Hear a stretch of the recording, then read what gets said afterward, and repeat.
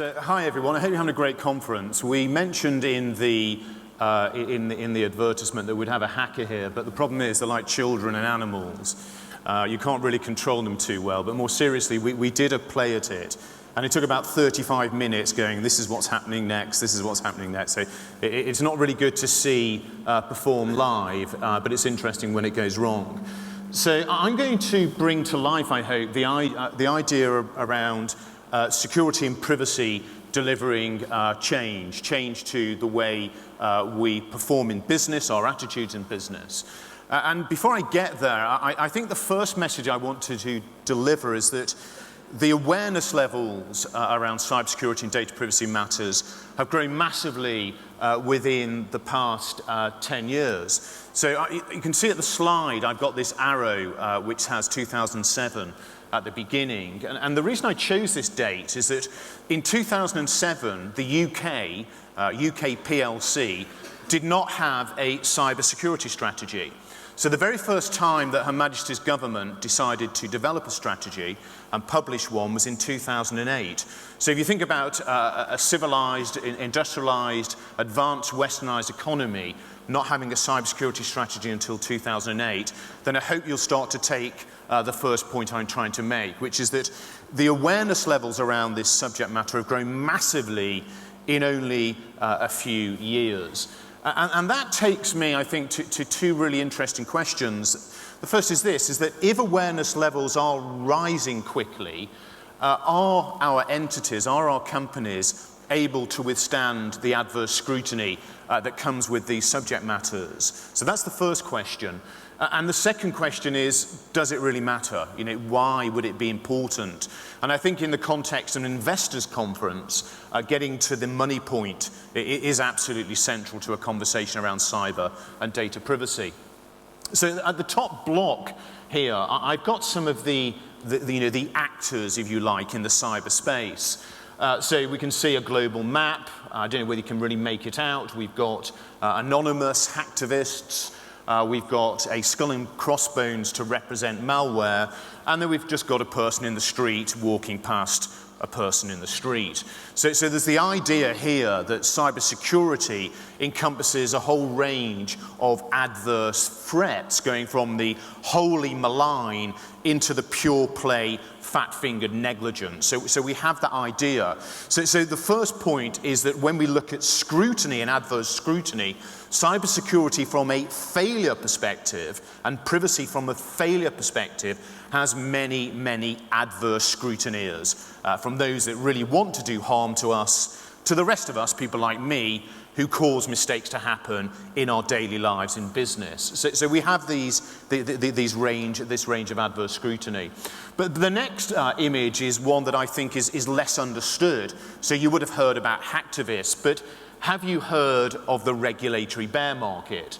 And that's the little fellow, the little bear who's knocking over these dominoes with letters written on them.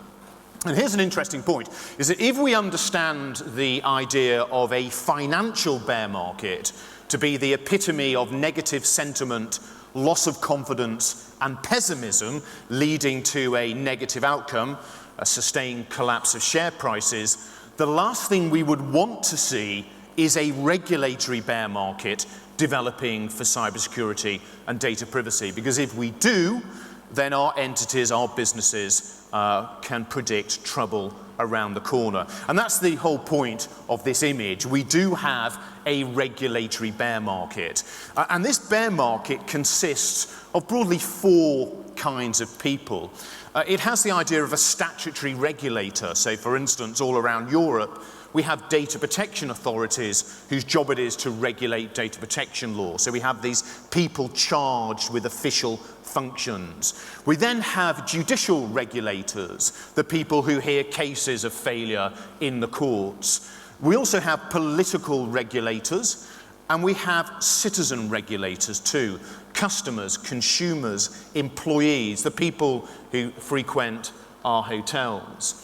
And the message is this, is that if these activist regulators can combine together, they have the ability to deliver devastating changes to business models.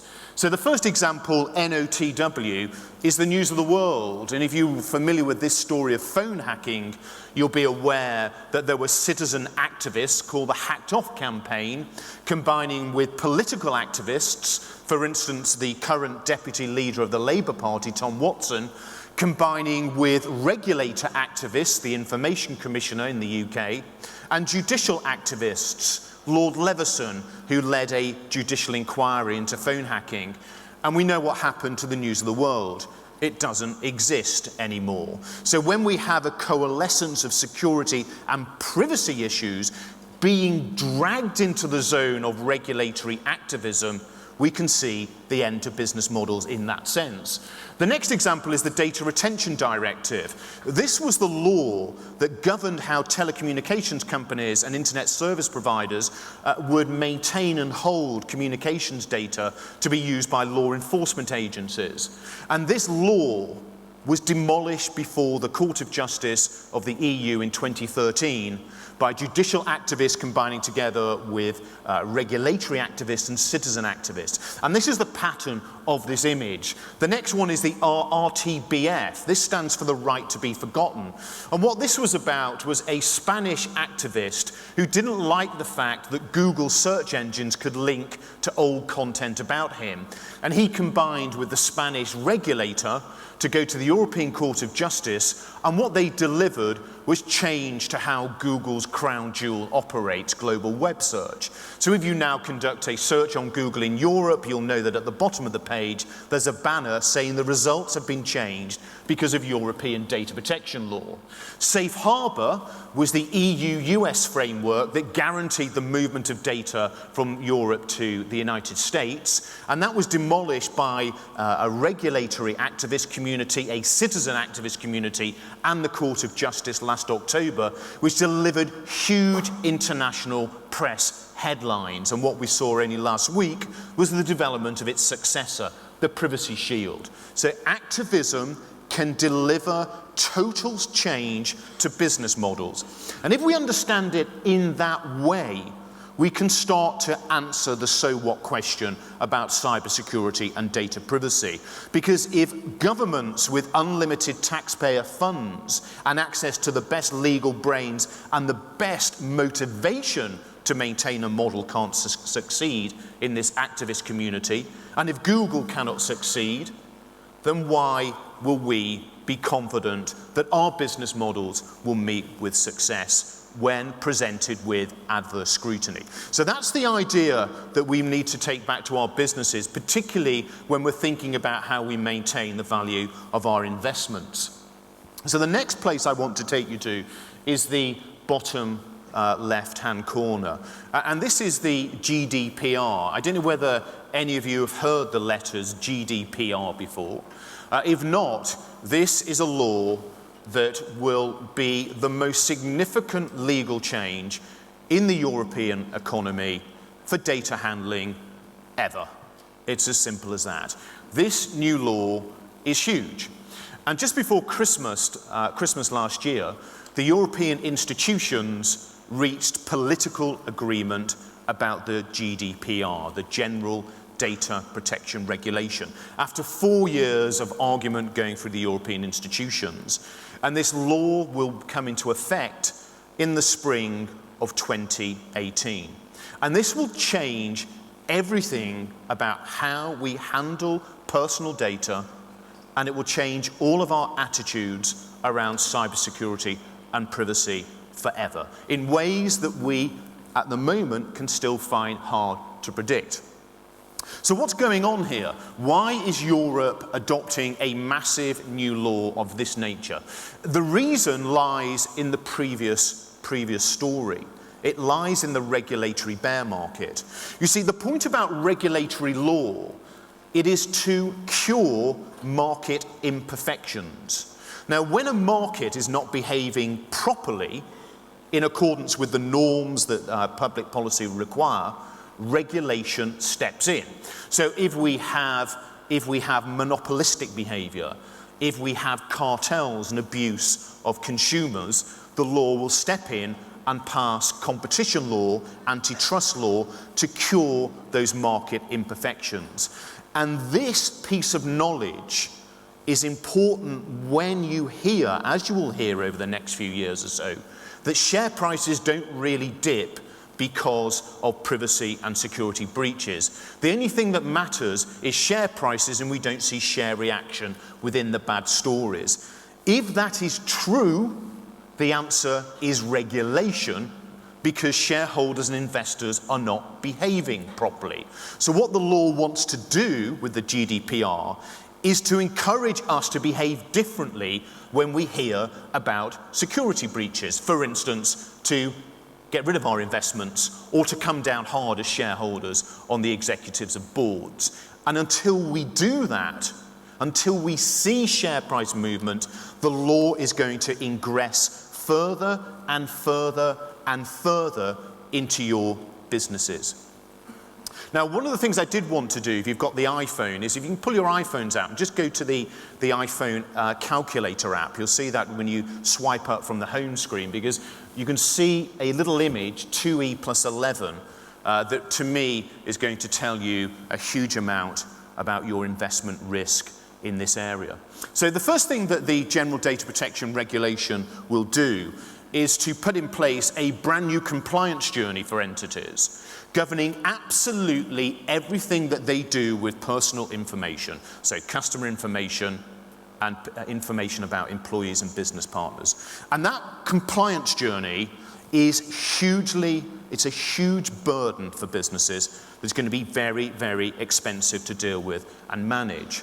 But within that compliance journey is the lens of transparency, and it's called compulsory breach disclosure. So what's going to happen in Europe in 2018 is that every entity that fails to maintain confidentiality and security of personal data will be subject to the new pan-European breach disclosure law. And what this law will require them to do is to tell regulators and people affected within 72 hours. This is the law that requires you to wash your dirty linen in public.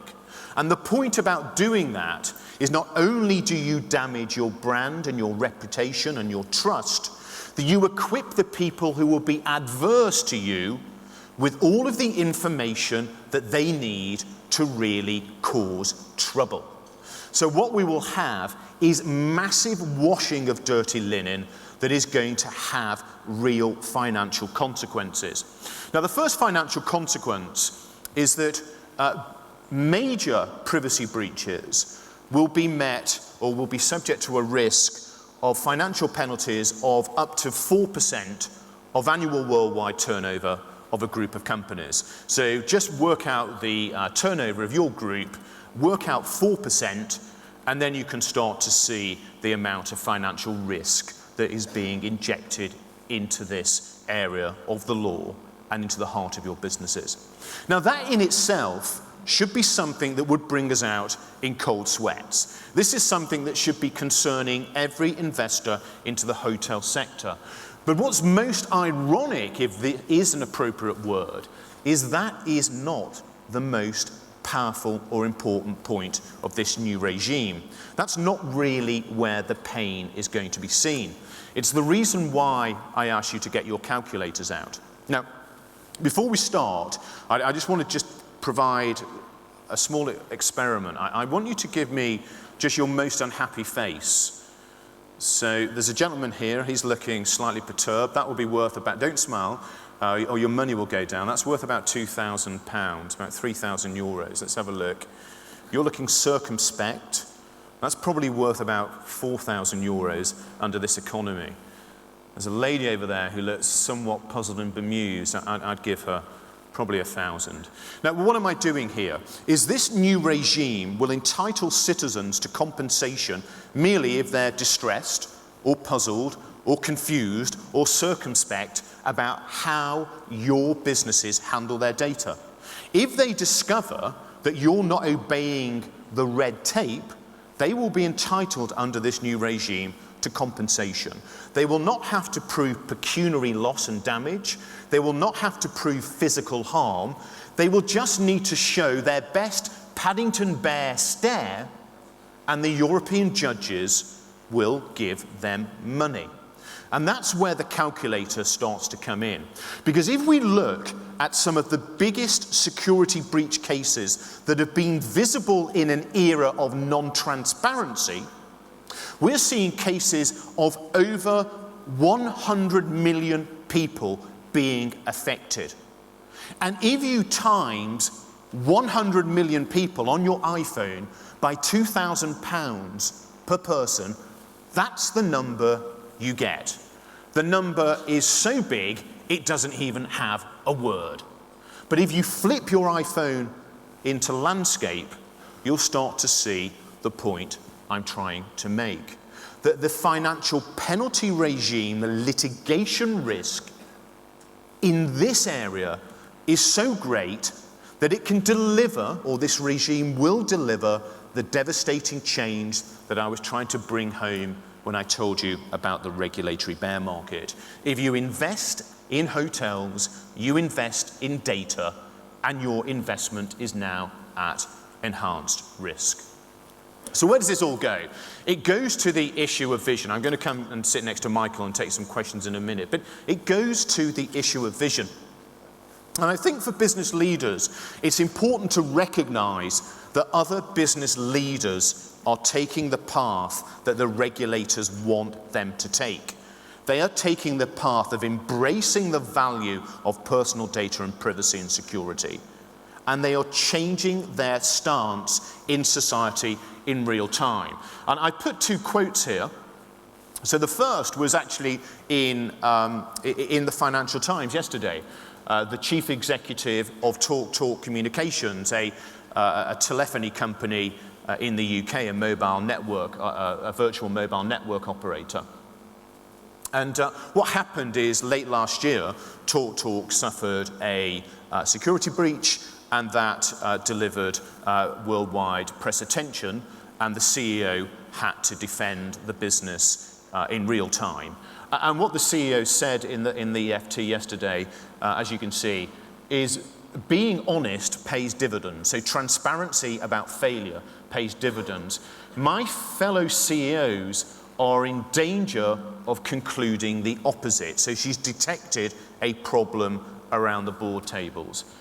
Don't take this into the dark, is what a CEO of a business is saying. So setting out there the future leadership for the economy. Or if we think about the Apple dispute with the FBI right now, following the terrorist incident last year, where the FBI wishes to get hold of data on an iPhone that's protected by encryption and the other technological measures. What we see is Apple resisting a court order that will require it to effectively change its operating system just temporarily to give the FBI access. And what Tim Cook said, or what Apple said in their press statement in February, was that compromising the security of our personal information can ultimately put our personal safety at risk. So that's where businesses are heading. That's where the law wants us to head. And it's important now that we develop our visions for dealing with privacy and security properly. Otherwise, that unpronounceable risk becomes a real one in your enterprises. Michael. Thank you. Thank you very much indeed. Well done. Well, Stuart, I thought that actually cybersecurity breaches was scary, but the repercussions that you've just painted are even scarier. I wonder where your hacker is. Is he busy hacking into your own systems? Has PwC ever been hacked into? Not that I'm aware of, Michael. No. But no, the point is about hacking and cyber issues. I mean, it's trite now. Yeah. But it's only a matter of when. That's what everyone says. But you have a group of hackers that test out your systems, don't you? Actually on your payroll. Which absolutely. Yeah. So it's called ethical hacking. Yeah. It's actually regulated. It's the nicer kind. It's the nicer kind. Yeah. We only hack with permission and legal authority. Right. Yeah. Now, I mean, a lot of what you've painted, which, as I say, is quite worrying, especially in terms of the penalties that companies are going to now confront. It would be helped if there was a good sharing of information. Are you aware of hotel companies beginning to get together to share information on these issues? I mean, it's happening at local level, by which I mean chief security officers who know people in the community do share, but it's not systematized, if that's the right word. It needs to be. The national cybersecurity strategy for the UK, for America, other countries in Europe, has built cybersecurity data sharing initiatives for that specific reason, so people can learn of each other's vulnerabilities and also learn about the remedies. So this would be a good opportunity, a good place with so many hotel companies present, maybe to get together a group of those that are responsible for this area of the business. And the question is, who is responsible? Because only 6% of companies have a chief digital officer. But to get hotel companies to work on some combined strategies, because everybody is at the same risk of... Yeah, absolutely. And I think that it's important to understand the value of developing a narrative in advance of an incident, you see. So if the very first time that your board leadership is thinking about cybersecurity and privacy, if that's after failure, the narrative is going to look dreadful. So bringing the community together to understand what the right kind of narrative is, that's important. Yeah. Now, many hold that the new introduction of biometrics and voice recognition will be the answer to all of this. Do you think it will be? No, not at all. I mean, we're not going to eradicate cybersecurity or privacy vulnerabilities. It's important to detach the technology from the wider area of risk, the idea of being negligent, behaving badly with data. So you could put in place the best technology, but if your workforce is still ill-equipped to use it properly, it doesn't matter how good that technology is. So technology is not a silver bullet. Biometrics will have their role, but we've got to get into culture change as well as technological change. When I understand, at least half of the crimes committed in cybersecurity terms actually come from internal sources, from staff members. Yeah, exactly. And that was the point about the picture of where we saw it before of the person in the high street. The insider risk or the insider threat, it is massive. It's certainly over 50% to 80% of problems. And many of those are apparently the more mature management, executive level. Yeah, exactly. So, I mean, everyone likes to know about everyone else's salary. So you can socially engineer any executive into opening up a bad email by that route. What about insurance cover? Is insurance becoming more expensive? Will it become mandatory to have insurance cover for these risks? So that's a good question. So it's funny that mandatory insurance, there's only 4 types of mandatory insurance in the UK. I'm not expecting insurance to become mandatory. The UK government cybersecurity plan, the last coalition government, had cyber insurance as one of the main drivers of change. But there seems to be an increased acceptance now that regulatory law is going to be the actual driver of change, these mega penalties. The insurance industry hasn't yet got a common position on cyber insurance. So the question is, what's it going to protect is really hard to deal with and understand. Now, many think this is only about data theft, but obviously there's a greater concern amongst many now on identity theft. Yeah. And there's also the issue of using system breaches to control equipment in a hotel. You could control elevators or escalators, boilers, generators. I mean, it's quite mind-blowing when you think of the extremities to which cybersecurity could go. Yeah, exactly. So everything, I mean, the whole point of cyber is the connectivity between the cyber world and the physical world, if you like. So us as physical beings, or the elevator as a physical thing. So ultimately, everything is computer controlled or computer dependent to a degree. The point about elevators and lifts, I mean, that's quite frightening, isn't it? Because you can imagine the health and safety issues. Entities have to start looking at threat assessments and understanding where their weaknesses are. And other things like misdirection and miscommunication, which tie into the more sinister world of terrorism, but using cyber means to actually send the wrong type of messages and communications is also a major risk as well. Yeah, it is. I mean, the misuse of communications has been one of the main reasons why entities have been fined in Europe and indeed the US around cyber questions and privacy questions. So we all use email every single second of the day, don't we? So the size of the risk is just amplified by the magnitude of the usage.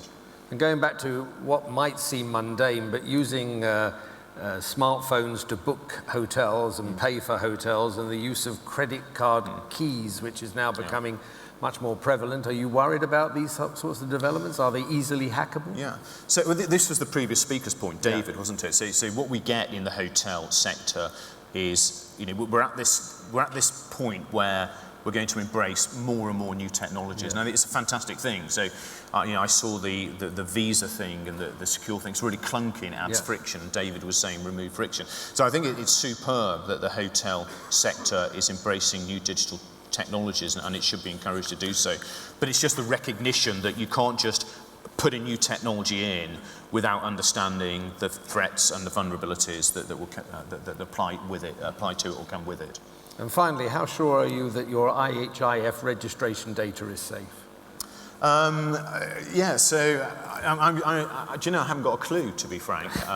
You didn't register? Is it? Well, I didn't register myself. No, my PA registered me. So, but I didn't want to leave my briefcase hanging around too far away from me. Okay, so keep hold of your briefcases. That's, I think, the message here.